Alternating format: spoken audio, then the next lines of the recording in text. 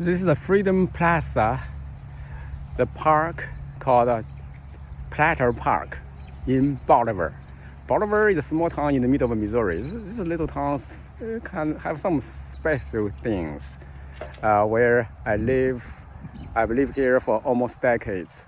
And this park I've been visited several times, but still have question about why it's called Freedom Plaza and why the park's name is John Platter. Let's see who is John Platter. So let's see the monument. John Platter is the picture on a stone monument. John Platter. Morning. John Platter was born in Joplin, June 4, 1918, graduating from Joplin High School in 1935 and is Missouri, and Stanford University in 1941. And he was in the Army ROTC at both schools, attending a commission of a second LT in the U.S. Army Reserve Corps. After that, he was called to active duty in the Philippines in July 1941. His treatment as a POW there is detailed in his book, Survivor. His military honors include a Purple Heart, the overpowering feeling of gratitude to the Almighty I will take to my grave. John wrote in his book about his return to U.S. Army on November 4, 1944. So John, let's see on this side. Okay, this is the picture cut into the stone. Beautiful picture.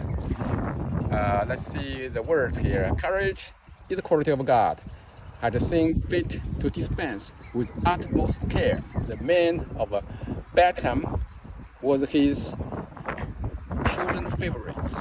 This is written by Major General Edward Pitkin in U.S. Commanding General Luzon forces in 1942. Okay, now so this is a round monument square. Let's see the first description about the story in the history during World War II. This is so-called Not All Survived. Not All Survived. John Platter, in his book Survivor, wrote that Catholic chaplain Joseph Burbis Lafleur was one of the finest Christian men I have ever met. That was a prelude to the relating POW experience in Lausanne when locusts covered one corner of the compound. John asked chaplain what to make of all the locusts. He responded that John the Baptist live on locusts and honey, and that at least they could now have half of John's menu. The locusts were cooked that night in a barbasol shaving cream. Father Lafleur, early into his priesthood in Louisiana, enlisted in 1941, saying, I am volunteering for military service because the other men do not have a choice. I would be the first of his many sacrifices for fellow servicemen. He was captured and imprisoned after refusing an opportunity to leave the Philippines before the fall into the Japanese. He stayed because not all of his men could go. Repeatedly, he risked his own safety to serve the needs of the others, a fact not lost on those he served. He lost his life when U.S. torpedoes sank the Japanese freighter Shinyo Maru ship with 750 Americans aboard. The boat was transporting prisoners to Japan without flying a white flag, signifying their presence. Father Lafleur was last seen persuading his men to leave the hold of a vessel. I'm sorry, I moved. Before he did, blessing the men and helping them up the ladder. It it is not known how he became one of 662 parish, but 82 men, including John Platter, survived the explosion, Japanese gunfire, and a long swim to shore into the safe hands of Filipino guerrillas.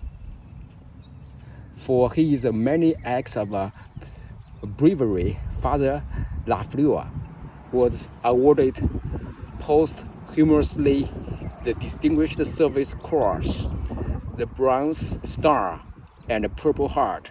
At the time of his dedication, efforts are underway to secure for him the most prestigious Medal of Honor. Okay, now let's see the story in Balkan Death March. John Platter's unit was attacked by air on the day of invasion, December 8, 1941. They survived the low rations, disease, and fierce combat with no chance of reinforcement for 4 months. On April 9, 1942, 11,796 Americans were surrendered to the Japanese. This was the largest capture of a U.S. military force in history. John and other POWs were marched in the vicinity of Mariupol for several days, staging for a march north through the Balkan Peninsula. For John, the death march began April 12. He suffered from malaria, fever, undernourishment, and dehydration. The men marched 4 abreast in the stifling heat. Men were beaten, stabbed with a sword and a bayonet, shot, run over, deliberately kept from drinking water. Their captors were ill-prepared to provide food, transportation, or sanitary conditions. They believed any surrendered foe to be dishonored and treated them as such. Between 600 and 650 Americans died during the march. John believed he reached Camp O'Donnell on April 18, 1942. Thus ended 4 months of combat and 9 days of marching, and began 2 years and 5 months of incarceration.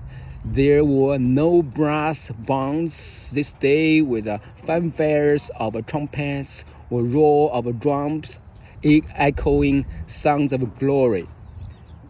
John Platter. So this is the park. This is a very sad, tragic story about Second World War. And the park is beautiful. And so let me go.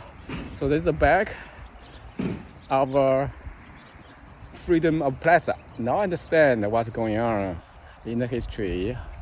So John Platter was captured, and he deeply understood and appreciated the freedom, the true meaning of freedom.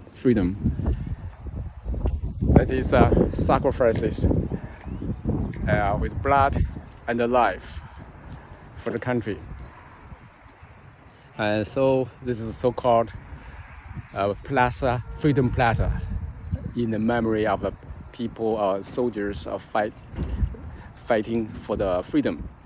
And this it's a park is named after John Platter, called Platter Park.